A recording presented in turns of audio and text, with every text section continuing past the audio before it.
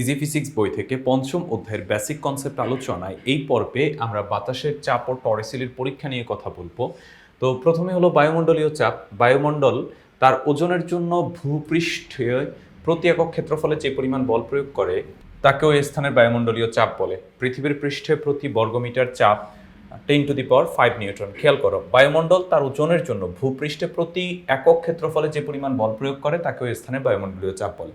মানে প্রতি একক ক্ষেত্রফলে, সেটা হইতে পারে 1 বর্গ মিটার, সেটা হইতে পারে 1000 বর্গ মিটার, মানে 1 বর্গ কিলোমিটার, এরকম হইতে পারে। তো এরকম একটা জায়গা চিন্তা করলে এই বরাবর উপরে যতটুকু বাতাস আছে, সেই বাতাস তার ভরের কারণে যতটুকু বল প্রয়োগ করে বা ওজনের কারণে যতটুকু বল প্রয়োগ করে সেটাই মূলত হচ্ছে বায়ুমণ্ডলীয় চাপ।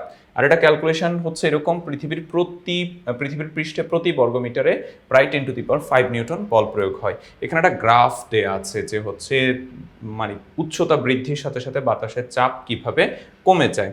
5 কিলোমিটার উচ্চতায় বাতাসের চাপ ভূপৃষ্ঠের অর্ধেক, মানে ভূপৃষ্ঠে যদি 1 অ্যাটমসফিয়ার হয় তাহলে 5 কিলোমিটার উচ্চতায় গিয়ে সেটা দেখা যায় অর্ধেক হয়ে যায়, মানে হচ্ছে প্রায় 0.5 অ্যাটমসফিয়ার হয়ে যায়। আর এভারেস্টের চূড়ায়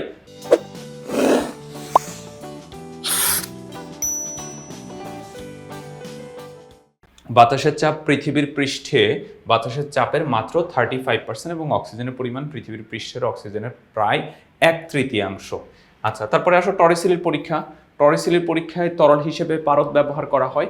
টরিসিলের শূন্যস্থান বায়ুচাপ পরিমাপক যন্ত্রে ব্যারোমিটারে কাঁচ নলে যে পারদদণ্ড দাঁড়িয়ে থাকে, পারদস্তম্ভ দাঁড়িয়ে থাকে, তার উপরে হাত হতে নলের বদ্ধ প্রান্ত পর্যন্ত শূন্যস্থানই হলো টরিসিলের শূন্যস্থান। মানে টরিসিলের এক্সপেরিমেন্টে যে টেস্ট টিউবটা ব্যবহার করা হয় সেটা পারদের মধ্যে ডুবানোর পর উপরে যতটুকু ফাঁকা থেকে যায় সেটাকে আমরা টরিসিলের শূন্যতা বলে থাকি।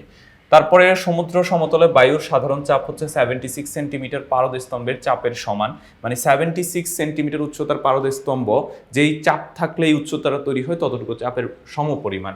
বায়ুচাপ মাপার যন্ত্রের নাম হলো ব্যারোমিটার। আর ব্যারোমিটারে বাতাসের চাপ দেখে স্থানীয় আবহাওয়া সম্পর্কে ধারণা পাওয়া যায়। কিরকম?